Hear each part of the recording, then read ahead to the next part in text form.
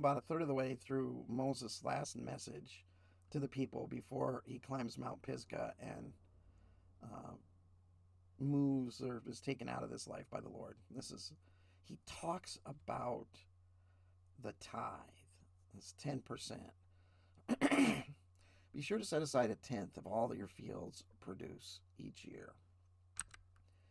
Eat the tithe of your grain, new wine, and olive oil, and the firstborn of your herds and flocks, in the presence of the Lord your God, at the place he will choose as a dwelling for his name, so that you may learn to revere the Lord your God always. So, at the end of each year, farm year, if you will, you're to take this 10% of everything that has been produced, the firstborn, which belongs to the Lord, and you're to meet in his presence and eat this 10% in the presence of the Lord, so you can learn to revere the Lord, to say, oh, it's the Lord that brought this about. It's God plus my hard work that's made all this possible, and to be thankful and to revere him. But if that place is too distant and you've been blessed by the Lord your God and cannot carry your tithe, because the place where the Lord will choose to put his name is so far away. So the place where the Lord chooses to put his name, in Moses' time, it's the tabernacle. And the tabernacle is mobile. The idea was that it was going to be moving throughout the new nation of Israel from point to point to point throughout the course of the year, so that people could come from, wouldn't have to go so far to be able to access it. But if when this feast of the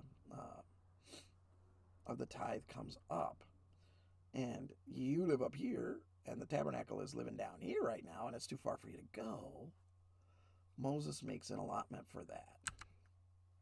Then exchange your tithe for silver. So you're going to sell your 10% of your produce. You're going to sell those firstborn animals for silver. And take the silver with you and go to the place the Lord your God will choose. A lot easier transport, right? Use the silver to buy whatever you like, cattle, sheep, wine, or other fermented drink, or anything you wish. Then you and your household shall eat there in the presence of the Lord your God and rejoice. So this is what the tithe was all about. It was a time of rejoicing. I'm looking back over the year and saying, wow, God blessed my hard work and just has given me so much that I want to say thanks. Or, man, this was a terrible year. Crop-wise, I didn't think we'd have anything. And here we have at least a little bit. And that had to come from the Lord, to celebrate and be in his presence. That's what it was supposed to be. And I wish we knew more about how much of this stuff they actually did down through their history. We don't. However, in Jesus' time, this had become a whole industry, and it was nothing like this that it was supposed to be. This is why Jesus was flipping tables and yelling at the money changers. So you've sold, it's too far to go, you've sold your cattle, your sheep, your grain, 10%, whatever it is, your olive oil, and you've gotten silver. Well, in Jesus' time, you get to the temple, not to the tabernacle, and the people in the temple say, listen, if you want to buy official stuff for this feast, you got to change your silver into temple coin. And they took their cut out of that, their markup for that. And then you took the temple coin, and you probably ended up spending way more than for this tithe than you actually were able to sell it for. And after getting ripped off, you now got to sit down somewhere and try to eat this in the presence of the Lord your God and rejoice. You can see why Jesus was upset.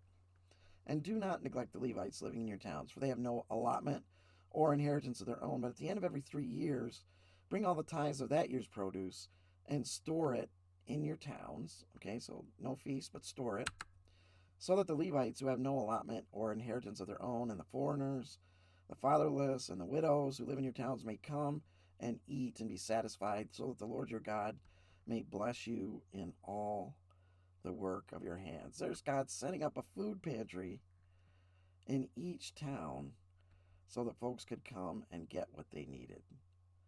Neat little stories right in the midst of Moses' last sermon that show that the nation was supposed to be rejoicing in the Lord's presence and caring for their neighbors. May the Lord add his blessing to this reading of his word.